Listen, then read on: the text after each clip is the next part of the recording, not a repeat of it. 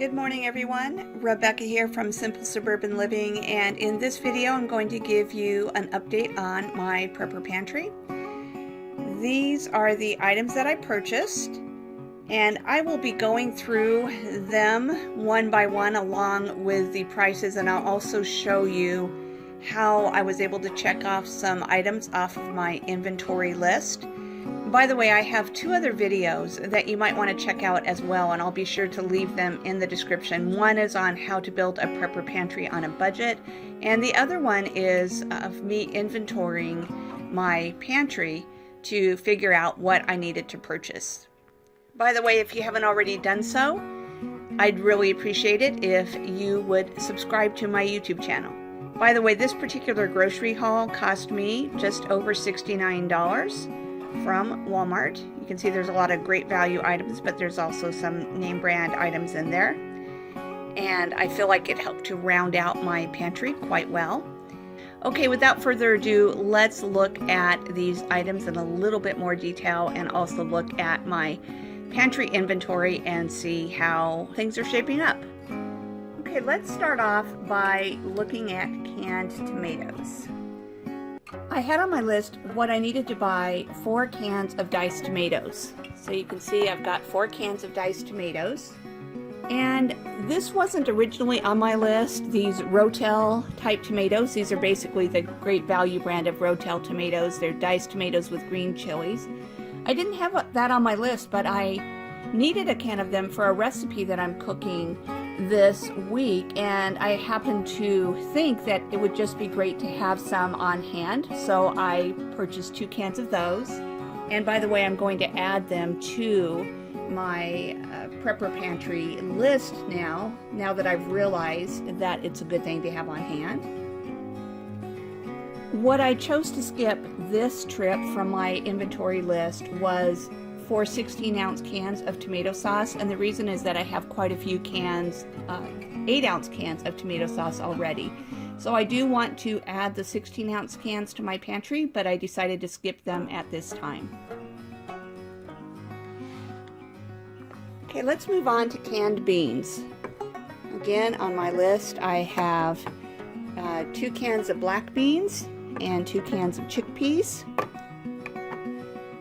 And this is for my beginner prepper pantry. So eventually I'll want a lot more than this, but I didn't have any yet, so I went ahead and bought 2 cans of each. Next is canned chili. I had on my list to have 3 cans of chili without beans, because I can always add beans to them. And for some reason also at Walmart, at least currently at my Walmart, the chili with no beans is cheaper than the chili with beans, and it's easy to and inexpensive to dump in a can of beans with a can of chili. So I decided to go with the chili with no beans. I actually have on my list to have 3 cans of chili without beans. I already had 1, but I went ahead and bought 4. So I now have 5 cans of chili without beans. Okay, next on my list is Spam. And I have not tried this myself, this Great Value luncheon meat, but it's essentially a Spam alternative. It was quite a bit cheaper than Spam, and I've heard good things about it, so I thought that I would give it a try. And on the video, I'll put up on the screen what this cost versus what the name brand Spam cost. And at some point in the future, I'll do a review of this as well. So anyway, 2 cans of meat. I also purchased 2 cans of the diced roasted green chilies. And one thing that I think I'm doing slightly differently than some people who do a prepper pantry is I like variety, and I like to get things that make food taste good. Because it's all well and good to buy a bunch of dried beans and rice, and I think you should certainly do that, but you want to be able to flavor it well and have some variety. So that's to me where the green chilies come in.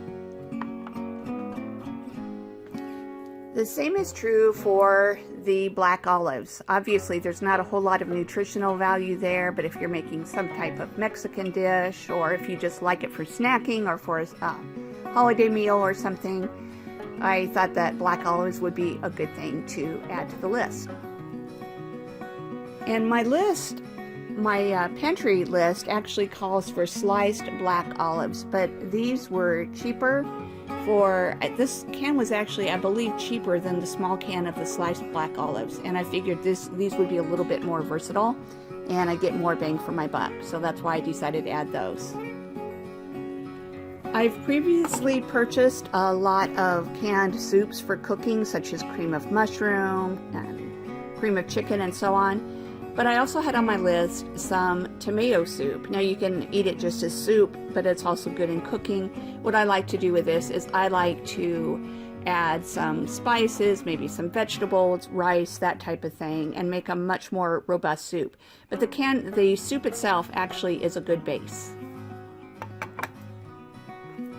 Previously, I had already filled my pantry with green beans. However, in the last couple of weeks, I have used 2 cans of green beans. So I purchased these to replace the green beans that I already used. So one thing I'm sure that you've heard is store what you use and use what you store. And so the methodology here is to pull items out of your pantry and use them, and then buy items to replenish those. So that's what this was for. The same goes for this cream of chicken soup. I've used 2 cans of the cream of chicken, so I bought 2 cans to replace the ones that I used. Alright, now so from the canned goods, from my master list of my beginner prepper pantry, the things that I'm still missing are 4 16-ounce cans of tomato sauce, 4 cans of fruit. I want to get a can of peaches, pineapple, mandarin oranges, and fruit cocktail, and 2 cans of French onion soup that I would probably use for cooking more than just eating, but it can be eaten straight as well. Okay, one final thing that I have in the canned food category that I did pick up this time is molasses. Now, here's what's interesting. I really don't like molasses in general. However, this is how I make brown sugar. Brown sugar is nothing more than granulated sugar with molasses. And I actually have a video on how to make your own brown sugar using molasses. So I like to have this on hand. It generally lasts pretty long. Let me see if I can see the expiration date on here. Okay, so best by, let's see if you can see here, best by 8/26/2024. All right, so about 4 years shelf life. So it's something that will last quite a long time. Okay, so that's it for the canned goods. Okay, now let's talk about condiments. And some of the stuff that I'm going to show you in this section I've lumped under condiments, but you might categorize it differently. How you categorize it doesn't really matter, but I put the things into this category as things that are also non-essential but help make food taste good. Alright, so we've got mayonnaise, ketchup, mustard, soy sauce. My husband loves soy sauce, especially on any type of rice. And soy sauce has a lot of salt. I always buy the less sodium. Notice they don't say low sodium, so there is a lot of salt in this, no matter how you get it. But anyway, soy sauce. On my list, I have 2 types of salsa. I purchased just one, this guacamole salsa. I do have a partial jar of your more traditional red salsa, but right now I purchased just this one to add to the pantry. I got some oil, and I mean, really, what category does this fit in? It fits in, you know, you can use it to fry, use it to bake, use it to make salad dressing, although this wouldn't be the absolute best for salad dressing. But anyway, it's a good all-purpose oil. Bottled marinade. I got 2 different types. I got teriyaki and I got herb and garlic. One thing I love doing with this is just putting some marinade and some chicken in my Instant Pot or slow cooker. And talk about a simple meal. I just either slow cook it or pressure cook, whatever, and then thicken up the sauce, make some rice and a vegetable or a salad, and I have a really easy meal.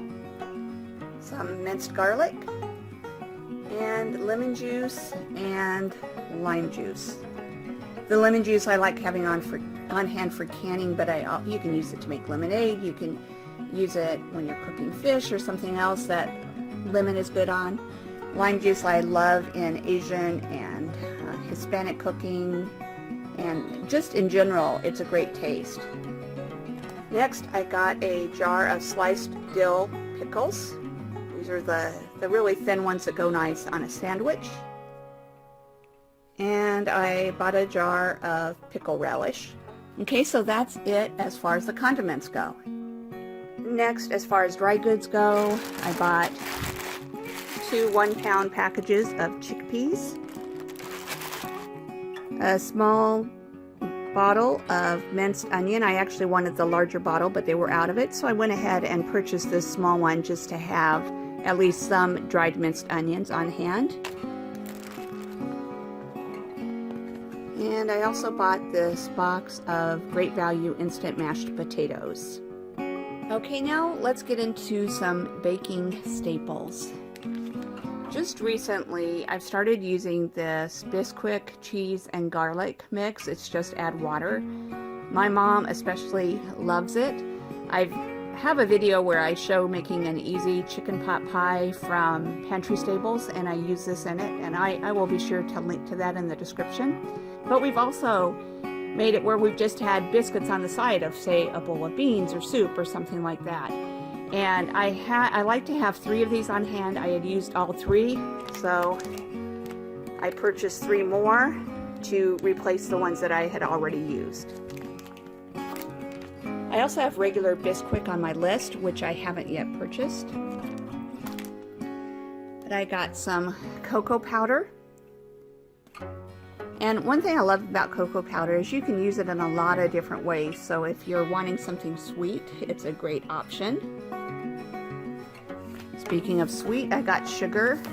We do not eat a lot of sugar, so I'm not stockpiling huge amounts of it, but it is nice to have a treat every now and then. So I picked up, this is actually a 4-pound bag of sugar. I got some baking powder and baking soda. And some cornstarch.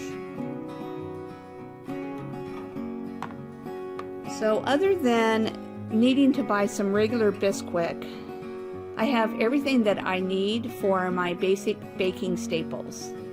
Okay, now let's get into some beverages. I've generally always purchased the Great Value non-fat milk, and that's probably what I will buy in the future. But I saw this and I thought it would be worth a try. This Nido, it's a whole milk powder. And I've heard really, really good things about it. And so I wanted to just give it a try. So I bought a small container of that to see if it's something that I want to add to my pantry. And I also bought 2 of these water enhancers, 1 lemonade and 1 fruit punch. And again, that's just kind of a nice way if you're having plain water to drink. It can get kind of boring, especially I'm actually pretty happy drinking plain water, but my husband likes sodas or flavored waters and things like that. So I picked up 2 of these.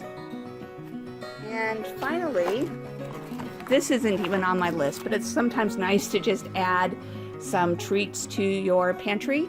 And I purchased actually 3 packages of this chocolate pudding. There's 4 in each package. You can see 1 is a partial package. My husband already ate 2 out of this package before I had a chance to make this video. So I hope that you can see that I got a variety of foods to add to my pantry. My total cost for these items was $69 and some odd cents. And so I hope that you found this helpful. By the way, if you haven't already done so, I'd appreciate it if you would like this video and subscribe to my YouTube channel. And I'd love to hear the types of things that you are including in your prepper pantry as well. Thanks so much, everyone. Have a great day.